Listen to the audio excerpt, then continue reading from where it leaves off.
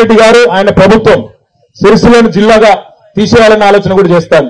సిరిసిల్ల జిల్లా ఉండొద్దు, మళ్ళా కరీంనగర్కి పోవాలి మీరు అనే ఆలోచన కూడా చేస్తారు. కొత్త జిల్లాలు మనం 33 ఏర్పాటు చేస్తే అందులోకెళ్ళి 16 తీసేస్తా, అందులో సిరిసిల్ల తీసేస్తా, జగిత్యాల తీసేస్తా, పెద్దపల్లి తీసేస్తా, ఇట్లా రేవంత్ రెడ్డి గారు అన్ని తిరిగి ఆలోచనలు చేస్తాడు. అది చేసినే కాకుండా పచ్చి అబద్ధాలు చెప్తాడు. సిరిసిల్లకు వచ్చిండు, వచ్చి చెప్తాడు నిన్నగాక మొన్న ఒకటేమో నన్ను మంచిగా తిట్టిండు, కడుపు నిండా ఆయనకి ఎంత కసిందో అంత తిట్టిండు, కడుపులో ఉన్న అంత కక్కిపోయిండు. అది పర్వాలేదు, తిరితే తిట్టిండు కానీ ఏం నష్టం లేదు. నాకు కూడా దిష్టి పోయింది అనుకుంటా సపరేట్. కాకపోతే బాధ ఎక్కడ అనిపించిందంటే పచ్చి అబద్ధాలు. నేను 5 గ్యారంటీలు అమలు చేసేసిన పోండ్రి అంటుండు. యాడు వేసినవరో అంటే చెప్పాడు. నిన్న రాహుల్ గాంధీ వచ్చిండు. రాహుల్ గాంధీ వచ్చి ఏమంటాడు ఎరికేనా, నిర్మల్ ఆదిలాబాద్ జిల్లా నిర్మల్కి వచ్చిండు. వచ్చి అంటున్నాడు మా తెలంగాణ రాష్ట్రంలో ప్రతి ఆడబిడ్డకు నెలకు 2500 రూపాయలు ఇస్తున్నాం అని రాహుల్ గాంధీ చెప్తాడు. మరి మీరు చెప్పాలి నాకు నిజంగా 2500 పడ్డాయా? రాహుల్ గాంధీ చెప్పిండంటే నిజమే చెప్తారు. కాంగ్రెస్ వాళ్ళందరూ నియతగా వాళ్ళు నిజమే చెప్తారు, మీరు అవద్దని చెప్తున్నారు. నీకెందుకు పడతాయి రాబోయ్? నీకు కూడా అన్నారం శ్రీనివాస్కి ఎందుకు పడతాయి? కాదు, నిజంగా పడ్డాయా లేవా? పడలేదా? వాళ్ళు అవద్దని చెప్తారా, మీరు అవద్దని చెప్తారా? వాళ్ళేనా? పక్కానా?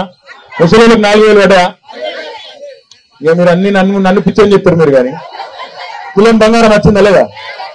వచ్చింది. మీరు మరి ఎందుకు ముఖ్యమంత్రికి ఉద్దరికి ఇస్తలేదా బంగారం? సపోరు 1,00,000 పెళ్లి లేని తెలంగాణలో ఉద్దరికి దొరుకుతలేదా బంగారం? మనకేమో పేదవాళ్ళకేమో పోతే అంత ఇంతో కొనుక్కోవచ్చు 2 గ్రాములు 3 గ్రాములు, కానీ ముఖ్యమంత్రికి ఇస్తలేరట ఉద్దరకు. అట్లున్నది కథ. అట్లాగే నేను ఒక్కటే అడుగుతున్నా మీకు, మనకు వాళ్ళకి ఫరక్ ఎందుకు చెప్తాను. కేసీఆర్ ఉన్నప్పుడేమో తంగళ్లపల్లి బ్రిడ్జ్ కింద నీళ్లుండే, అటు వేసి చూస్తే చూడబుద్ధి అవుతుండే సముద్రం లెక్క ఉండే. ఇప్పుడు ఎట్లున్నది? ఎడారి లెక్క మారిపోయిందా మొత్తం?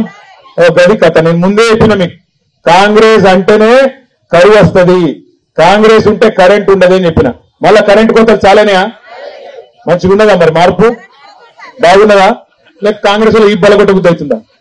మళ్ళా సిగ్గు లేకుండా ఇక్కడ కాంగ్రెస్ నాయకుడు ఒక ఆయన అంటాడు, బాధ ఎక్కడ అనిపిస్తుంది అంటే, సరే ఇవ్వకపోయినావు, మోసం చేసినావు సరే, కానీ సిగ్గు లేకుండా నేతన్నలు కష్టాల్లో ఉన్నారు అంటే ఇక్కడ ఒక కాంగ్రెస్ వాడు అంటాడు, ఇదివరకు దొబ్బి తిన్నది సాలలేదా అంటాడు. మహేందర్ రెడ్డి అని ఇదివరకు దొబ్బి తిన్నది సాలలేదా నేత కార్మికులు, ఇంకియాలనా అని మాట్లాడతాడు. ఒక విలేకరు అడిగిండు, సార్ వాళ్ళు పాపడాలు అమ్ముకునే పరిస్థితి వచ్చింది సార్, రోడ్ల మీద సాంచలు బంద్ పడ్డాయంటే, ఎక్కడ అమ్ముతున్నా నిరోధులు పాపడాలు అని మాట్లాడతాడు, హేళన చేస్తాడు. మరి గసంటి కాంగ్రెస్ కు మళ్ళీ ఓటేద్దామా? అందుకే దయచేసి దండం పెట్టి మీకు చెప్పేది, నేను ఒక్క మాట అడుగుతా, మీరు నిజాయితీగా చెప్పారు. నాకేం అవద్దని చెప్పి అక్కర్లేదు, నాకేమి మీరు మోమాట పడే అవసరం కూడా లేదు. నిజంగా కేసీఆర్ ఉన్నప్పుడే బాగుండే అనుకునేటోళ్ళు చేయలేవట్టు. నాకు అట్లా కాదు, మీరు మిమ్మల్ని మోమాటం ఏం లేదు, మీ ఇష్టం. నా చైర్మన్ మిమ్మల్ని అవడతలేదు ఎందుకే? పక్కానా? కేసీఆర్ ఉన్నప్పుడే బాగుండేనా? పక్కా అనుమానం లేదు. మరి కేసీఆర్ ఉన్నప్పుడే బాగుండే అనుకుంటే మీ అందరికి చిన్న ఉపాయం చెప్తే కదా, ఒక్కటే మాట, మీరు మాకు 10-12 ఎంపీ సీట్లు గెలిపిండ్రి, 6 నెలల లోపల తిరిగి కేసీఆర్ గారు మళ్ళొక్కసారి రాష్ట్రాన్ని శాసించే పరిస్థితి 6 నెలల్లో వస్తారు. 6 నెలలు నాకు ఒక జోడి గారిని అంతే. ఇక్కడ ఎంపీ నాకు ఒక జోడి గారు, ఇప్పుడు నేను ఎమ్మెల్యే ఉన్నా, ఎట్లయితే ఇప్పుడు ఓ 12 సంవత్సరాలు అనుకో, ఒకంతో కాదు, 2 నడపాలి, జోడిదారు ఉండాలి. ఒక గట్లనే నాకు జోడిదారు ఇండ్రి ఇస్తే నేను ఎంపీ ఇద్దరం కలిసి ఇలా మెడలు వంచేది పక్క. మళ్ళా కేసీఆర్ గారు మీకు ఈ దొంగ ప్రభుత్వం ఇచ్చిన ప్రతి మాట నిలబెట్టుకునే దాకా మీ తరఫున మాట్లాడి కొట్లాడే జిమ్మేదారి మాది. అయితే నాకు తెలిసి మన పంచాయతీ మన కొట్లాట ఈసారి కాంగ్రెస్ తో లేదు, కరెక్టేనా?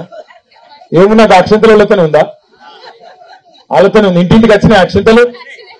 కాంగ్రెస్ తో పంచాయతీ లేదని నేను ఎందుకు అంటున్నా అంటే, ఇప్పుడు కాంగ్రెస్ అభ్యర్థి ఉన్నాడు ఇక్కడ కరీంనగర్లో, ఆయన ఎవడో మనకి తెలియదు.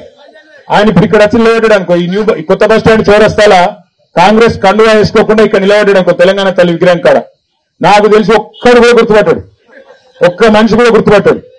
ఏమనుకుంటారంటే పాపం బస్సు కోసం ఎదుగుతున్నాం కొడుకు ఎండవాడి అనుకుంటారు. ఎవడో పిచ్చని తెచ్చిపెట్టి రెడ్డోని ఆడెవడో ఎవరికి తెలియదు, కాంగ్రెస్ వాళ్ళకి కూడా తెలియదు, వాళ్ళ కార్యకర్తలు కూడా గుర్తుపట్టారు. కాబట్టి పోటీ కాంగ్రెస్ తో లేదు. కాంగ్రెస్ చేసిన మోసం ఇప్పటికే మీకు అర్థమైంది, నాకు అర్థమైంది, రాష్ట్రంలో రైతులు కూడా రగిలిపోతున్నారు. కానీ బీజేపీ మోసం అర్థం చేసుకోవాల్సిన బాధ్యత మీ మీద ఉన్నది. ఇంటింటికి అక్షంతలు వచ్చినాయా? రాముడు పటం పంపించిన అందరికీ మంచిగా పూజా మందిరంలో పెట్టి మొక్కుతుర్రా? మొక్కుదానంటే ఎట్లుందంటే పరిస్థితి, మొక్కుదానంటే తన 300 పరిస్థితి దేవుడు పదం మీద బల్లి పెట్టినట్టు వాళ్ళ మొక్కలు చూసుకుంటే ఎట్లా మొక్కాలి, మళ్ళా మొక్కరాదు. అక్షింతలు పంపిండా ఆ అయోధ్యకి వెళ్ళి రాలే, మీ పక్కన రేషన్ షాప్ ఉంది కదా, అలా దొడ్డు బియ్యం తీసుకొచ్చి పసుపు కప్పి మీకే అమ్మినాడు. పచ్చి లంగలు బీజేపీ వాళ్ళు దేవుని పేరు చెప్పి మార్కెటింగ్ చేసుకున్నాడు తప్ప అయోధ్యకి వెళ్ళి రాలే, యాడికి వెళ్ళి రాలే. అన్ని గీడికెళ్లే పక్క రేషన్ దుకాణంలో ఉన్నారు, అందులోనే పసుపు పూసి కలిపి ఆ బియ్యం తెచ్చి అక్షింతలు అక్షింతలు అని చెప్పి ఆగమాగం చేసి సెంటిమెంట్ కొట్టుడు తప్ప బుడ్డ పైస పని చేయలే. ఒక్కసారి దయచేసి ఇది ఒక్క మాట జాగ్రత్తగా వినండి. మాట్లాడితే నమో నమో అంటారు. నమో అంటే ఏందో ఎరికేనా? నమ్మించి మోసం చేసుడు. నరేంద్ర మోడీ కాదు నమో అంటే, నమ్మించి మోసం చేసుడు. ఎట్లా మోసం చేసిండని మీరు అనొచ్చు. 10 ఏళ్ల కిందట నరేంద్ర మోడీ అంటే ఆయన పెద్ద మనిషి ఏం చెప్పిండు? నల్లధనం మొత్తం వాపస్ తెస్తా, నాకు ఓటేయండి, ఇంటింటికి 15 లక్షలు పంపిస్తా అన్నాడు. అన్నాడా లేదా? మర్చిపోయారండి అప్పుడే.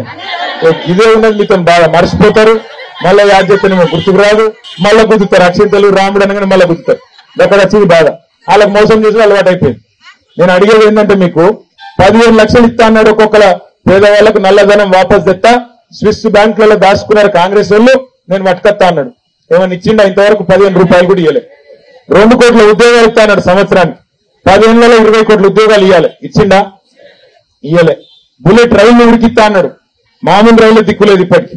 సిరిసిల్లలో నేతన్నల కోసం నేను పోయి 10 సార్లు అడిగినా, అయ్యా మోడీ గారు, మేము మా రాష్ట్ర ప్రభుత్వం కేసీఆర్ గారి నాయకత్వంలో 4 మంచి పనులు చేస్తున్నాం, మరి మీరు కూడా సందేహ్ ముచ్చటాపోయారు, మీరు కూడా దయచేసి కొంత సాయం చేయండి, వేణీళ్ళకు సన్నీళ్ళు అన్నట్టు మీరు కూడా సాయం చేస్తే బాగుంటుందని అడిగిన.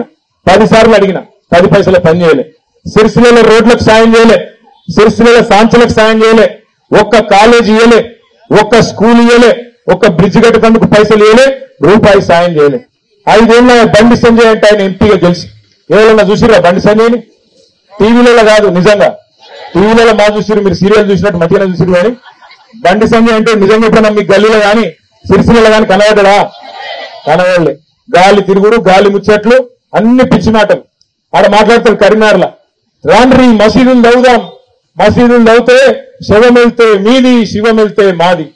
మాది మీది ఏంద్రా నాయన? నువ్వు తవ్వమంటే డబుల్ బెడ్రూమ్ ఇళ్ళ పునాదులు దవ్వు, తవ్వేదుంటే చెరువుల పునాదులు దవ్వు, తవ్వేదుంటే ఒక కాలేజీకి పొక్కదావు, కాలేజీ గట్టు, ఓ బడి గట్టు, గవ్వేమి శాతగావు. కానీ మతం పేరు మీద రెచ్చగొట్టాడు. హిందూ వేరు, ముస్లిం వేరు, ముస్లింలంతా దుర్మార్గులు, హిందువులంతా వేరే అని చెప్పి అడ్డమైన మాటలు, అడ్డమైన కథలు, పోరగాళ్ళ నెత్తులు పాడేసాడు తప్ప చేసిన ఒక్క మంచి పని ఉందా? 5 ఏళ్లలో ఒక్క బడి కట్టిండా, ఒక్క గుడి కట్టిండా, రూపాయి సాయం చేసిండా, ఎవరిదన్నా బతుకుదొరుకు సాయం చేసిండా? ఆలోచించండి.